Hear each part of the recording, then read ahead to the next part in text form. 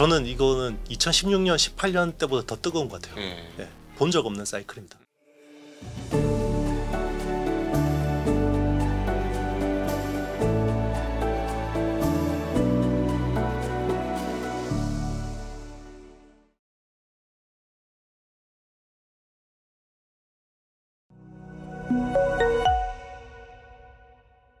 자, 그러면 지금 삼성전자 하이닉스 이야기를 해보고 삼성전자 하이닉스 한 6개월은 최소한 투자자 입장에서 6개월은 공간이 열려 있다 이렇게 생각이 되어지는데 보통은 이런 정도로 그 세트 메이커가 좋아지면 밑단으로 소위 말하는 밸류 체인으로 막 이렇게 온기가 흘러 들어오는데 이번에는 아직 생각보다 별로 온기가 덜 들어오는 것 같아요. 주가적으로 먼저 오른 장비주들은 이미 다 땡겨놨고 그래서 선택의 여지가 너무 좁아드는 거야. 투자자 입장에서는. 왜 이렇게 온기가 좀 덜 온다고 보십니까? 앞전에 말씀드린 그 EPS 증거와 멀티플 리레이팅의 그 변수가 결국 소부장으로 낙수 효과를 좀 지금은 제한할 수밖에 없는 상황이에요. 왜냐하면 당장 만약에 삼성전자나 SK하이닉스가 내년에 투자를 얼마나 하고 캐파를 얼마나 늘리겠습니다라고 하면 지금 가격 협상을 해야 되는 그 수요 업체들 입장에서는 좀 더 유리하잖아요. 그렇죠. 그러니까 지금은 아무것도 안 보이니까 공급사가 막 제시하는 거 가지고 막 지금 끌려갈 수밖에 없는 상황인데 공급사가 알아서 우리 내년에 얼마 투자하고 캐파를 얼마나 증설하고 자 그거 가지고 그러면 대충 계산기 두드려서 우리가 이렇게 계약합시다라고 할 수 있잖아요. 근데 지금 공급하는 업체 입장에서는 지금은 아무것도 정보를 안 주는 게 유리한 거죠. 왜냐하면 제가 말씀드렸지만 10월 공급 계약 가격을 11월에 하는 상황이 지금 초유의 사태이기 때문에 자 이걸 계기로 지렛대를 가지고 장기 공급 계약을 맺겠다라는 거잖아요. 그러면 장기 공급 계약이 맺어져야지 내년에 대한 캠팩스에 대한 구체적인 데이터들이 나올 수가 있죠. 네. 그 상황을 하면 상상의 그림을 그려보면 이거지. 그러니까 그 저기 유통업체들이 뭐 쟤네 저러다가 결국 돈 벌어야 되니까 뭐 증설해. 그러니까 요 지금 보릿고개만 우리 잘 참으면은 확방고 있잖아. 그걸로 잘 버티고 재고 버티고 나면 설비 증설하면 다시 싸게 살 수 있어. 이 생각이 지금 이번에 깨진 거야. 그렇죠. 이 미친 가격으로 보건데 이 생각이 깨진 거고 그만큼 얘네 과거하고 좀 다른데? 라는 인식을 했고 과거하고 달라지려고 하는 거고 맞습니다. 예, 그러다 보니까 설비 증설 얘기가 전혀 안 나오니 밑으로 밸류 체인으로 온기가 아직 안 내려오는 상황이다. 맞습니다. 예. 네, 정확히 정리하셨어요. 예. 네. 그럼 결국은 설비 증설 얘기가 나와야 온기가 내려오겠네. 그렇죠. 근데 나는 좀 이해가 안 되는 게 지금 가동률도 별로 안 올라가는 것 같은데. 일단 그 우리가 메모리 반도체라 그러면 디램하고 낸드 플래시가 있잖아요. 디램은 사실 이제 가동률이 거의 풀이라고 봐야 돼요. 이미. 이미 그 HBM이든 범용이든 풀 가동 상태라고 봐야 되고 낸드 플래시가 여기 좀 재밌는데요. 맞습니다. 가동률이 아직까지는 풀이 아니에요. 낸드는 사실 어느 정도 그 가동률을 컨트롤해서 가격을 어느 정도 좀 조정하고 있는 측면이 있어요. 그러니까 이제 수요 업체들 입장에서는 이걸 가지고 계속해서 협상을 좀 자기네들한테 유리하게 하려고 하고 있는 거고 공급 업체들은 이제 디램하고 낸드를 같이 해야 되잖아요. 계약을. 이제 그런 부분에서 조금 이제 약간 논란이 있는 거죠. 하기가 사실은 상반기까지 적자 아니었어요? 맞습니다. 낸드 상반기까지 적자였어요. 그렇죠. 흑자된 지 얼마 안 됐어. 지금. 그러니까 이제 낸드는 사실 그 동안에 뭐 제가 그 증시각도기 TV 나와서 디램은 확실합니다. 방향성 확실합니다라고 이야기했는데 낸드는 천수답입니다라고 많이 이야기했는데 낸드는 이게 뭐 갑자기 뭐가 좋아질지 모르겠어요라고 했는데 8월에 딱 기점이 바뀐 게 일반 서버 투자가 8월부터 뭔가 터진 거예요. 그러니까 이게 그럼 뭐가 다르냐? 자 기존에는 AI 서버가 계속 좋았죠. AI 서버가 좋은데 AI 서버가 좋을 때는요 GPU가 제일 수혜를 보고요. 그렇죠. 그리고 GPU하고 HBM이 제일 대박이 나죠. 그리고 디램도 잔뜩 들어갑니다. 근데 전체 서버 가격에서 그 SSD 가격 비중이 AI 서버는 2%가 안 돼요. 그러니까 뭐 이거 뭐 200만 불에 팔았다 그래도 2%밖에 안 돼요. 근데 일반 서버는 있잖아요. SSD 스토리지 비중이 12%예요. 네, 12%입니다. 그러면 AI 서버 말고 옛날 데이터 센터. 네, 맞습니다. 그냥 그 우리 그 클라우드 그냥 데이터 CPU 기반의 서버 같은 경우는. 근데 지금 수요가 8월부터 교체 사이클이 본격적으로 나오고 있잖아요. 아마존, 마이크로소프트 애저, 구글 클라우드 플랫폼 여기서 이제 일반 서버 교체를 시작했잖아요. 그러면 스토리지가 갑자기 ESSD 스토리지 수요가 확 늘고 그리고 AI 추론 수요, AI 추론 수요 때문에 또 스토리지 수요가 확 늘고 그러니까 낸드가 사실 뭐 스마트폰이나 PC용 CSSD 같은 경우는 별로 재미가 없는데 ESSD가 그냥 쫙 하드캐리 해버리는 겁니다. 그러니까 그게 가격을 올린 거죠. 최근에 이제 요거와 관련된 재미난 뉴스가 인텔 그 실적 발표 때 인텔 사장님이 한 얘기인데 지금 CPU도 공급 부족이다. 그래서 아니 설마 그 동네 못난형 인텔이 공급 부족이라고? 웃기는데 근데 그냥 하는 소리겠지 했는데 실제로 지금 CPU도 좀 거의 맞습니다. 그런 것 같아요. 그러면서 네. 이제 인텔 주가가 완전히 못난이에서 지금 맞습니다. 50% 이상 주가 상승을 했는데 그러니까 결국 그 부분은 지금 말씀하신 거하고 연관해 보면 기존의 데이터 센터가 새롭게 업그레이드 하면서 CPU도 맞습니다. 지금 땡겨가는 거고 그러니까 CPU를 땡겨가니까 거기에 쓰여지는 SSD가 SSD 도 엄청나게 맞습니다. 땡겨가는 거고 그렇죠. 그러면 또 하나 기존 AI가 추론 시장으로 갔을 때 SSD 쪽이 폭발할 수도 있다라는 전망에 대해서는 어떻게 보시나요?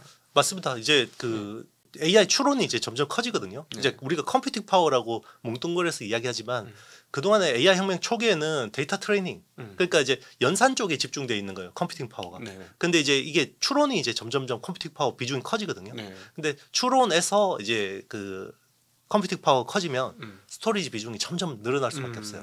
그러니까 지금 뭐 일반 서버 특히나 이제 2016년 18년 때 투자했던 그 일반 데이터 센터 교체 사이클도 있지만 여기에 추론용 AI 그 컴퓨팅 파워 수요도 적지 않다고 봐야 되는 겁니다. 네. 그러면 이게 또 적어도 낸드에서 이제 ESSD 쪽의 수요는 앞으로 엄청나게 이제 폭발적으로 증가할 수 있는 거죠. 그럼 역시나 그 ESSD를 잘 준비한 QLC로 잘 준비한 하이닉스가 제일 유리하네요. 제일 유리합니다. 네. 네. 그러니까 삼성전자도 이번 실적 발표 보면 자기네도 이제 QLC 열심히 하겠다라고 네. 하는데 삼성전자의 그 낸드 쪽 상황 어떤지 저 잘 모르는데 한번 아시는 대로 설명해 주시면 좋겠어요. 일단 이제 그 삼성전자는 그 SSD 쪽에서는 세계 점유율 1등이에요. 네. 그런데 왜 상대적으로 ESSD에서 삼성이 잘 못하는 것처럼 보이냐? 왜냐하면 삼성이 기존의 TLC라고 하는 이제 네. 데이터 셀 하나에다가 3비트를 저장하는 네. TLC 기반으로 기술을 집중해 왔어요. 네. 그래서 단수를 높게 쌓는 쪽으로 많이 기술을 집중을 해왔고 여기 하나의 데이터 셀에다가 3비트를 저장하는 요걸 4비트로 전환하는 것에 대해서는 사실 기술적인 중요도를 별로 생각 안 했어요. 근데 하이닉스는 이제 하이닉스가 아니라 이제 인텔의 솔리다임 같은 그렇죠. 경우는 이제 그걸 인수를 했으니까 QLC 쪽에 많은 그 연구 개발 역량을 집중해 왔던 건데 네. 그게 AI 추론용 수요가 폭발하면서 QLC용 ESSD 수요가 폭발하기 시작했고 그렇죠. 그게 이제 대박이 난 거예요. 그래서 네네. 지금 QLC 기반의 SSD 쪽, 그러니까 QLC 낸드 시장 점유율 따져 보면 솔리다임, 그러니까 하이닉스하고 솔리다임이 한 36% 정도 되고요. 1등이네. 네, 삼성전자가 9%밖에 안 됩니다. 그렇구나. 그리고 최근에 삼성전자가 이제 9세대, 지금 이제 9세대 낸드가 상용화된 것 중에 최신 버전이거든요. 네. 근데 그럼 9세대 QLC를 내놔야 되잖아요. 네. 그게 지금 약간 문제가 있어서 내년 상반기로 지연됐습니다. 그러니까 그 사이에는 QLC 낸드는 또 하이닉스밖에 네, 없다. 먹는 거죠. 그런 상황. 물론 이제 마이크론도 한 16% 정도 하긴 하는데 네. 하이닉스 특히 솔리다임이 여기서는 압도적입니다. 그렇구나.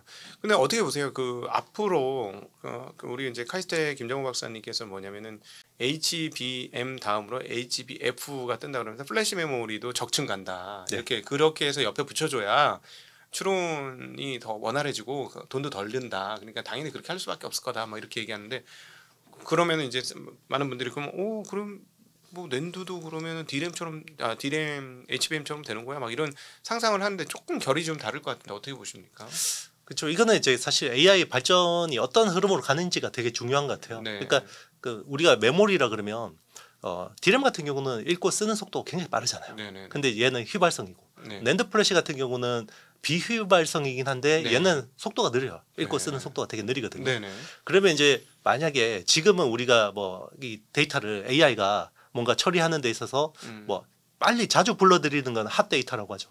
핫데이터는 제일 가까운 데 갖다 놔야 돼요. 그래서 네. HBM에다가 갖다 놓고 조금 이제 요거보다 핫데이터보다 조금 덜 뜨거운 거는 네네. 이제 디램에 갖다 놓고 네. 그리고 아주 차가운 거는 콜드 데이터는 그냥 저기 하드 디스크 드라이버에다 박아 놓으면 되는 거거든요. 네네.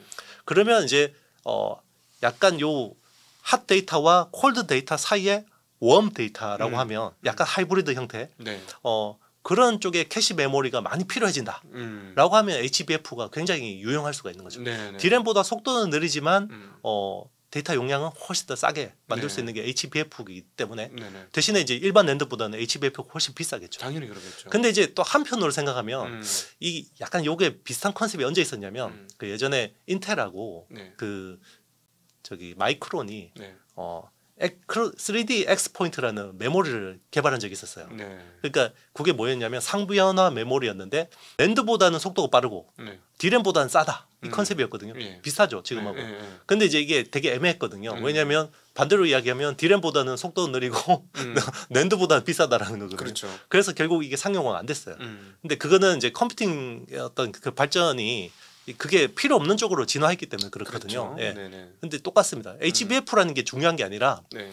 지금 생성형 AI 모델을 개발하고 데이터 센터를 꾸리는 업체들이 이게 만약에 필요하다라고 하면 이제 여기서 대박이 날 수가 있는 건데 이거를 이제 우리 하드웨어를 하는 우리가 뭔가 드라이브를 해서 되는 게 아니라 네. 저기 소프트웨어를 하는 애들이 그렇지. 이게 필요해져야 돼요. 그게 이제 그렇게 돼야지 우리가 뭐 CX를 팔든 네. HBF를 팔든 하는 건데 아직까지는 그거는 이제 가시적이진 않다. 하기야 네. 뭐 우리는 CXL 팔고 싶었는데 그 지금 엔비디아에서 소캠을 들고 나온 거니까 맞습니다. 그렇죠. 네. 예. 자기네 방식대로 가겠다 그런 거고. 그렇죠. 네. 그리고 저희 그 메모리 업체 특별히 삼성전자가 고정한 거는 사실상 이렇게 빠르고 이렇게 많은 양이 갑자기 필요할 거라고 하는 상상력이 조금 부족했던 거죠 삼성전자가. 맞습니다. 예. 전략적 판단을 잘못한 거고. 그렇죠. 그러니까 이게 어디서 터질지 몰라요. 어느 구름에서 비가 올지 모르니까 네. 여러 가지 기술들을 일단 옵션으로 준비해 놓는 건 되게 중요한 것 같아요. 네, 그래서 만약에 갑자기 필요해지면 이게 여기서 대박이 날 수 있는 거고요. 네. HBM은 뭐 이렇게 대박 날 줄 누가 알았겠어요. 네네네. 이게 뭐 생성형 AI 모델이 나올지 그걸 누가 예측을 했겠습니까? 네네네. 결국 그 소부장들의 시대는 좀 천천히 올 수도 있다는 인내심을 가지고 좀 접근을 해야 되겠. 물론 이제 지금 뭐 기판 업체들은 지금 오히려 난리가 났죠. 유리 기판까지 포함한 기판 업체들은 오히려 지금 삼성 하이닉스보다 더 빠른 상승 속도를 보여주고 있으니까 좀 거기는 좀 예외를 치고 다 나머지 쪽의 밸류 체인들은 시간이 좀 걸릴 수도 있다 이렇게 생각을 해야 되겠네요. 저는 그렇게 생각하지는 않습니다. 아 그래요? 네. 네네. 왜냐하면 이게 순식간 분위기가 바뀔 거예요. 네. 왜 그러냐면 일단 이번에 그 협상을 장기 공급 계약으로 마무리를 한다 그러면 네. 바로 내년에 대한 캐펙스 전망들이 나올 거예요. 아, 삼성전자와 네. 하이닉스, 마이크론도 마찬가지죠. 네. 자, 그 회사들이 그러면 12월쯤 되면 내년 사업 계획을 세팅을 하거든요. 네. 그리고 지금 뭐 캐펙스 같은 경우는 대충 윤곽은 나왔어요. 삼성전자는 반도체 쪽에 한 50조, 약간 50조 정도 안 되는 정도 수준에 여기는 이제 메모리뿐만 아니라 이제 파운드리까지 네. 포함한 거고요.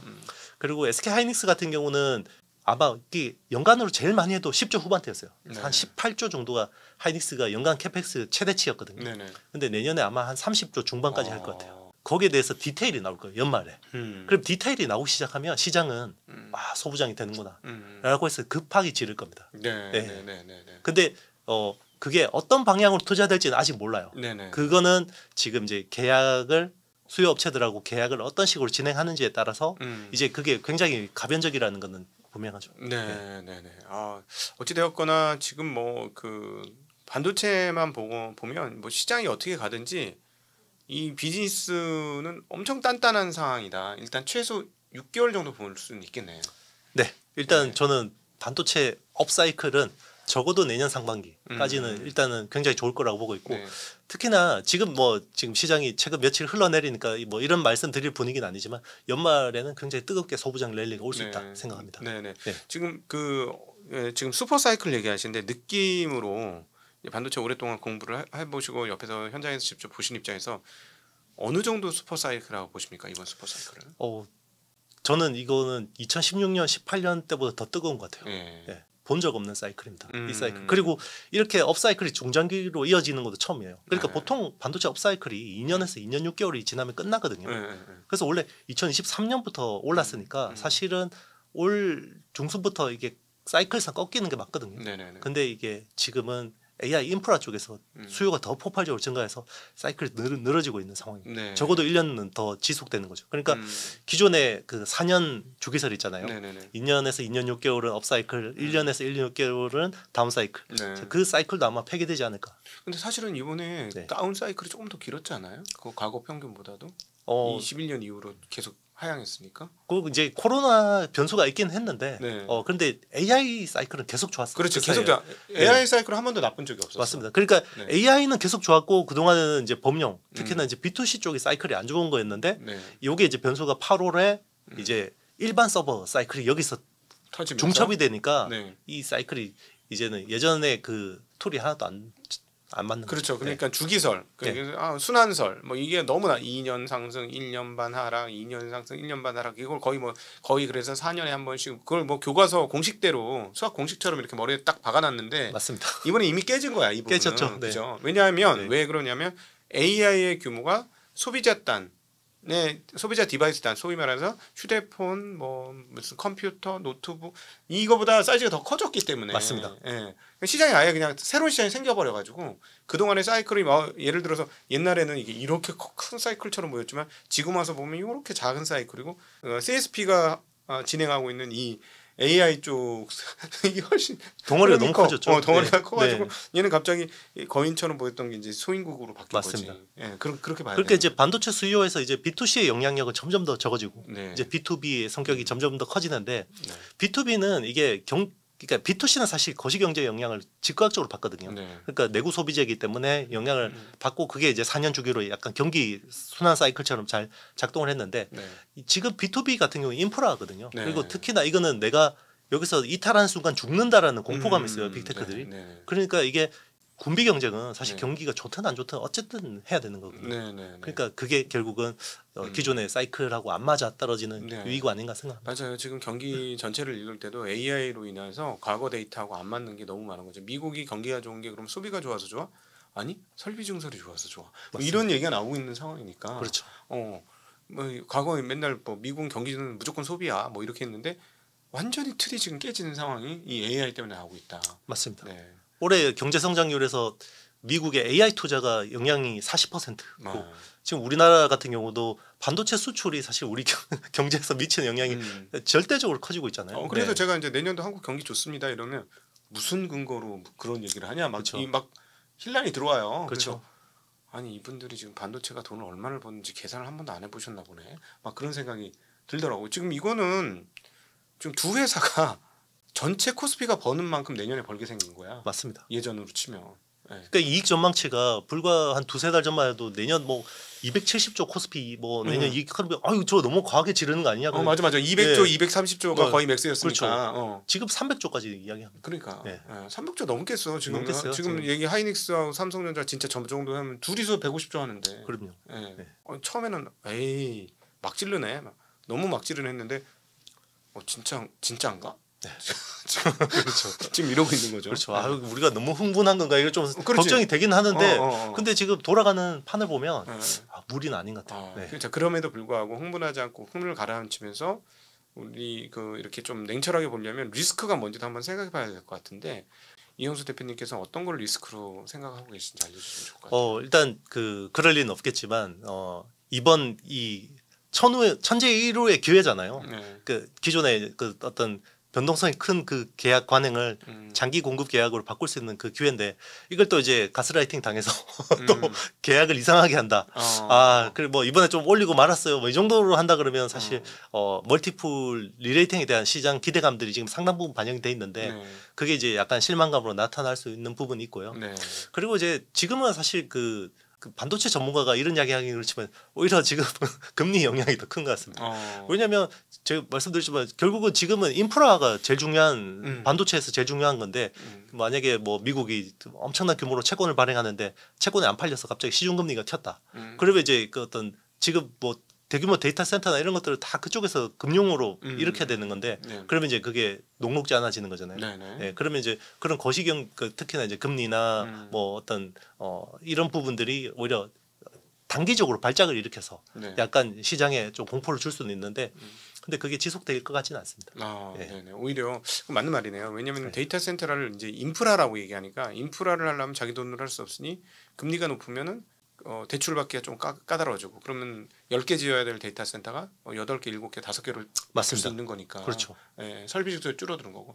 혹시 엔비디아 실적 미스는 어떻게 보십니까? 만약에 그럴 것 같지는 않지만 분기단으로 엔비디아 실적이 좀 미스가 나오면 제가 보기에 뭐 지금 수주 5천억 달러 받아놨는데 아니 그거를 그렇잖아요. 이게 만약에 뭐 그걸 이번에 공개를 안 했다. 그러면 이제 저게 갑자기 캐펙스 컷이 오면 저기 큰일 나겠구나. 물론 이제 5천억 달러 투자 그 수주 받아놓은 게 거기서 오더 컷이 올 수도 있겠죠.